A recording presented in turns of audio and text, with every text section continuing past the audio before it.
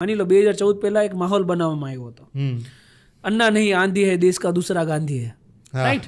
પછી બેરોજ મહેંગાઈ ડાયન ખાઈ જાત હે, રાઈટ. પછી ગેસના બોટલો લઈ લે માથે ચાલ્યા અને વિરોધ પ્રદર્શન કર્યા અને સાયકલો લઈ લઈને સંસદે ગયા અને પેટ્રોલના ભાવ વધારા વિરુદ્ધ. તો આ તમામ વસ્તુઓથી એક પ્રોપોગન્ડા ક્રિએટ થાય, જનતામાં એક વિઝન નાખવામાં આવે કે આપણે પર્ટિક્યુલર સરકાર વિરુદ્ધ વોટિંગ કરવાનું છે. હકીકતમાં अन्ना નહીં આંધી દૂસરા દેશ કા ગાંધી એનાથી કોઈ ફાયદો જનતાને થયો 2014 પછી? નથી થયો. કોઈ પાસે જવાબ પણ નહીં હોય આનો, અને કોઈ અત્યારે લગભગ अन्ना હજારાને કંઈ જોઈએ નહીં હોય. એ પોતાનું સેટ કરીને એસ્ટાબ્લિશ કરીને બેસી ગયા છે. એમાંથી જ નીકળી એક પાર્ટી, રાઈટ. એના જે અત્યારે સીએમ છે અત્યારે જેલમાં છે. તો એનાથી હંમેશા કેવું હોય કે આપણે કમ્પેરિઝન કરવી હોય તો આપણે આપણા સંતાનની કમ્પેરિઝન કોઈ દિવસ ડફર સ્ટુડન્ટ આરે કરીએ કે ભાઈ જો આ તો નપાસ થયો છે, નહીં. આપણે ટોપર આરે કમ્પેરિઝન કરીએ, રાઈટ. તો તમારે કમ્પેરિઝન કરવી ને તો અમેરિકા આરે કરવી પડે, રાઈટ છે. તો મોહલ્લા ક્લિક તો અહીંયા છે, નોટ અ બિગ ડીલ. ત્યાં કંઈ દિલ્હીમાં કોઈ ધાડ નથી મારી દીધી, રાઈટ. સરકારી સ્કૂલો અહીંયા પણ છે, ત્યાં પણ છે. ત્યાં પણ શિક્ષણ ફ્રી છે, અહીંયા પણ સરકાર ફ્રી છે. પણ લેવલ છે એક જે હોવું જોઈએ, જે દિલ્હીમાં પણ નથી ને ગુજરાતમાં પણ નથી, રાઈટ. એ લેવલ શું જોઈએ? તો એક ક્વોલિટી શિક્ષણ. તમે ક્વોન્ટિટીમાં શિક્ષણ આપો ધેટ ઇઝ ડઝન્ટ મેટર. ક્વોલિટીવાળું એક શિક્ષણ હોવું જોઈએ. એ શિક્ષણ કેવું હોવું જોઈએ? અત્યારે તમે જો આપણે નાના હતા ને ત્યારે એક કન્સેપ્ટ આપણને શીખવાડતા, આ સાચું કહેવાય, આ ખોટું કહેવાય, માની ખોટી કસમ ના ખવાય, પાપ લાગે, સાચું બોલાય, રાઈટ. આ બધા કન્સેપ્ટ ધીમે ધીમે ઓસરતા ગયા. અત્યારે ગમે એ વ્યક્તિ ગમે એ જૂઠી કસમ ખાઈ લે, ખોટા ઉપર ચાલે, અપ્રમાણિકતાથી ચાલે, માત્ર પૈસા. કેમ? નાનપણથી આપણે સંતાનોને શું શીખવીએ છીએ કે પૈસા છે તો બધું છે, રાઈટ. તો એજ્યુકેશન સિસ્ટમની અંદર પાયામાંથી આ વસ્તુ નાખવી જોઈએ કે સત્યતા શું કહેવાય, પ્રામાણિકતા શું કહેવાય, નિષ્ઠા શું કહેવાય.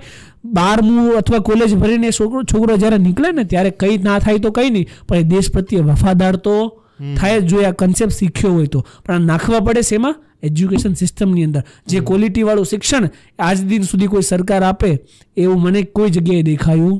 ગુજરાતની 99% જનતા એ કદાચ નહીં, હું 100% કહું છું કે પાર્ટીને જોઈને વોટ આપે છે. અને એટલે જ આપણે આ દુર્ભાગ્ય અને આ સહન અત્યારે બધું કરીએ છીએ.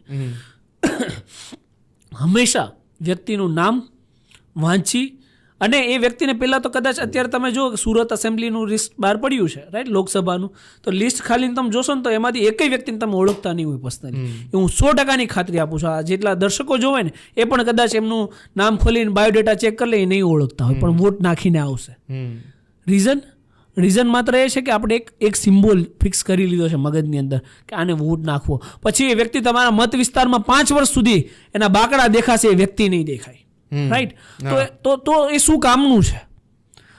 એ વ્યક્તિને છૂટવાનો શું મતલબ છે જો એ વ્યક્તિ પાસે તમે કામ નથી કરી શકતા? અત્યારે તમે જુઓ તો ગરીબોના મકાન તો કે ખજૂરભાઈ બનાવે, કોઈ રોડ ઉપર નિસહાય હોય તો એને પેલો પોપટભાઈ મદદ કરે, રાઈટ.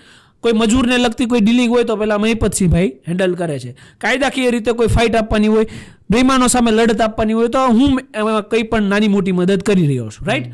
તો જો બધું અમારે સામાજિક સેવકોને અને ક્રાંતિકારીઓને કરવાનું છે તો સરકાર શું કરવાને ડેકોરેશન માટે રાખી છે, રાઈટ. તો એ કામ સરકારનું છે. ચૂંટવા ટાઈમે તમે સરકારને સિમ્બોલ ઉપર ચૂંટી લો છો? નહીં. અને હું તમને ખાતરી આપીને કહું છું કે કદાચ એ સિમ્બોલની લિસ્ટની અંદર કદાચ મારું નામ એડ થઈ જાય ને, લોકો સિમ્બોલિક જ વોટિંગ કરશે. મહિપતસિંહ ચૂંટણી લડે જ છે, ચાલો વિધાનસભાની એ પહેલા લડ્યા જ હતા, હારી ગયા. કેમ? એને લોકોના કામ નથી કર્યા છે. પણ એક સિમ્બોલિક વોટિંગ કરવાની લોકોમાં ઢબ પડી ગઈ છે. એ ઢબ છૂટવી પડશે. એ ઢબ પડી છે એ પણ હું તમને કહી દઉં 2000 પહેલા, રાઈટ. જે ઓલ્ડ જનરેશન છે ને એમાં એક કન્સેપ્ટ થઈ ગયો છે કે આપણે અહીંયા જ વોટ આપવો. હું કોઈ પાર્ટીને ખરાબ નથી કહી રહ્યો, પણ વસ્તુ શું છે કે જે મત વિસ્તારના તમારા કામ કરે છે, એટલીસ્ટ એકવાર તમારું કંઈ કામ કર્યું છે ને એને વોટ આપો. કે કાલે ઉઠીને તમારે ખોટું થશે ને તો એનો ફોન તમે રાતે 2 વાગે કરશો ને તો કદાચ ઉપડશે ને તમને કંઈક સોલ્યુશન મળશે. પેલો ભાઈ તો ફોન એનો નંબર તમારી પાસે નહીં હોય, ફોન ક્યાંથી કરશો?